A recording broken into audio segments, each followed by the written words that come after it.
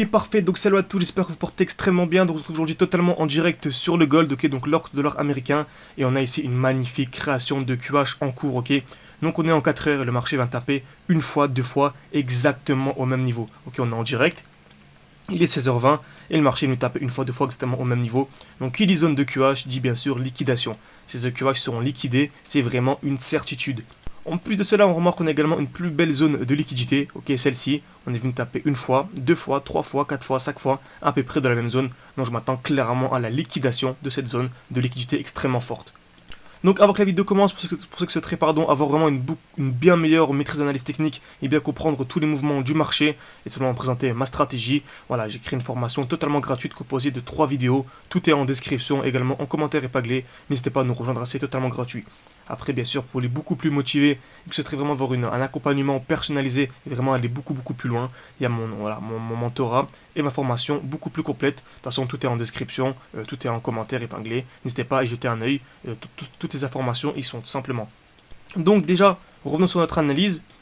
On remarque quoi ici? On a une très belle zone de QL plus bas. Ok, donc plus bas on a une belle zone de QL. Nous sommes venus taper une fois, deux fois, trois fois, quatre fois, à peu près dans la même zone, ok, donc sur cette même ligne tout simplement. Donc je m'attends clairement à la liquidation de cette zone de liquidité. Ok, comme vous savez, la smart money ne vient absolument jamais créer des zones de liquidité de manière hasardeuse comme ceci. Donc je m'attends à la liquidation de ces EQL. Très bien. Ensuite on remarque qu'est-ce qu'on a eu ici? On a eu une belle distribution. Donc création de QH, magnifique. On est venu taper une fois, deux fois, trois fois, quasiment au même niveau. Liquidation avec une très belle mèche et un COS. C'est vraiment magnifique, c'est exactement ce que l'on a eu ici. Hein. Création d'une distribution, on est venu taper une fois, deux fois, quasiment au même niveau.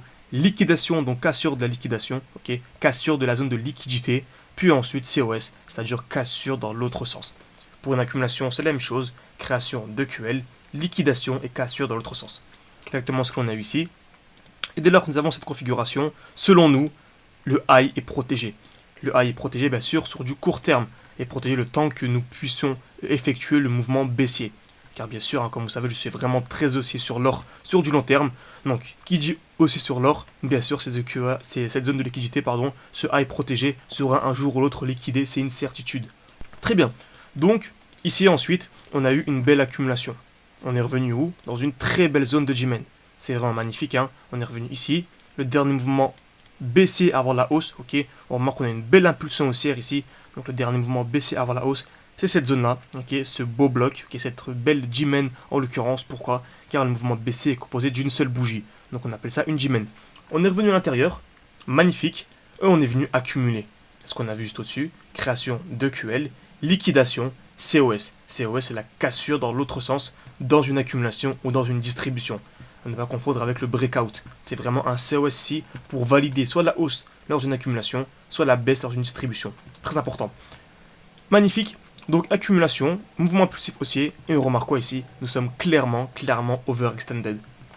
Il y a un déséquilibre du marché qui est clair. Voilà, impulsion haussière composée de 1, 2, 3, 4, 5, 6, 7, 8 bougies vertes d'affilée, sans aucune bougie rouge. Ok, donc plus de 5 bougies vertes d'affilée, aucune bougie rouge, très bien. Et en plus de ça, on a vraiment des petites mèches. Ok, donc on a seulement des petites mèches, une petite mèche ici, une petite mèche ici durant tout le mouvement impulsif haussier. Donc il y a clairement ici un déséquilibre du marché. Donc, que dit déséquilibre du marché, dit tout simplement retracement.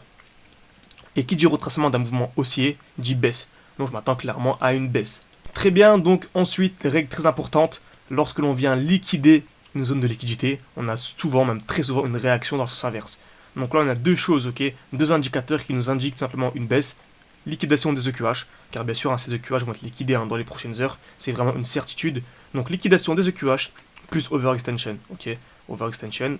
Rappel déséquilibre du marché, donc c'est vraiment quasiment une certitude, vraiment, voilà. J'ai une très grande probabilité ici, pour moi c'est plus de 85%, très simplement, très facilement, hein. Je m'attends donc à la liquidation, puis à un mouvement baissier dans l'autre sens. Donc jusqu'où le marché pourra aller dans le sens inverse, au minimum, aux 50% de Fibo.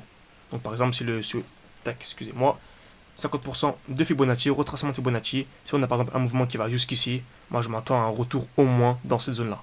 Et on remarque en plus de cela qu'on a un joli bloc, donc le dernier mouvement baissier avant la hausse. On a ici un magnifique bloc, hein, le dernier mouvement baissier avant la jolie hausse. Donc dès lors que nous reviendrons ici, on aura une réaction. C'est une certitude, hein, c'est le dernier bloc avant la hausse. La smart money ne vient jamais créer un bloc comme ceci, en tout cas baisser avant une très belle impulsion haussière sans venir refermer des ordres. Ok, un smart money a énormément d'ordres à venir refermer ici, donc c'est une certitude. Lorsque l'on reviendra ici, on aura une réaction qui peut être seulement légère, hein, il n'y a aucun souci là-dessus. En tout cas, on aura une réaction dans ce bloc pour venir refermer tout simplement des liquidités. Ok, refermer des ordres, pardon, refermer des ordres. Très bien, donc voilà à quoi je m'attends tout simplement à une impulsion vers le haut, venir liquider les EQH, mouvement impulsif, revenir dans le bloc et ensuite une réaction dans le bloc tout simplement. Donc voilà quelles sont mes prévisions, mes prédictions tout simplement sur le XAUSD. Bien sûr, hein, ce n'est pas tout un conseil d'investissement. Moi-même, je ne trade pas le XAUSD, je trade l'or, mais pas le XAUSD, encore moins en CFD. Voilà, je trade l'or vraiment sur du très long terme.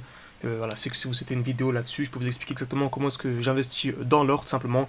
Mais ce qu'il faut retenir ici, c'est l'analyse technique. Car bien sûr, avoir une bonne analyse technique qui est ensuite applicable sur absolument tous les marchés. Donc analyse technique, une bonne analyse technique est vraiment primordiale. Et ce genre de vidéo vous aide et m'aide également, car ça me permet d'exprimer, exprimer sa stratégie et voir beaucoup plus clair tout simplement. Donc merci à tous et voilà, n'oubliez pas également ma formation totalement gratuite et disponible en bio. Ok, il y a mes 2 formations qui sont en description, excusez-moi, en description également en commentaire épinglé. Merci à tous et à la prochaine.